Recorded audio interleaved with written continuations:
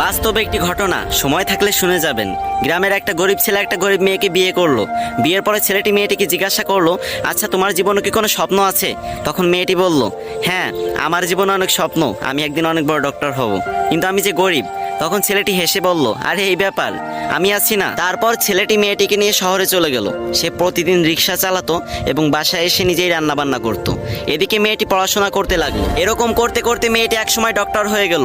ছেলেটি এই খবর শুনে খুশিতে আত্মহারা হয়ে গেল এবং সে সেই ছেঁড়া কাপড় পরেই মেয়েটির সাথে দেখা করতে চলে গেল। মেয়েটি যখন তার বন্ধু বান্ধব নিয়ে কলেজ থেকে বের হচ্ছিল, তখন ছেলেটি সবার সামনে গিয়ে মেয়েটিকে বলল, জানো আজকে না আমি অনেক খুশি, আজকে তুমি ডাক্তার হতে পেরেছো। তখন মেয়েটির বান্ধবীরা জিজ্ঞাসা করলো, এ কে রে?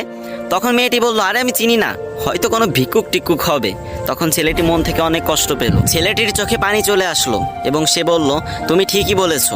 তুমি জানো আমি তোমার পরীক্ষার টাকা জোগাড় করতে গিয়ে ভিক্ষা পর্যন্ত করেছি। আজ তুমি আমাকে চিনতে পারতেছো না?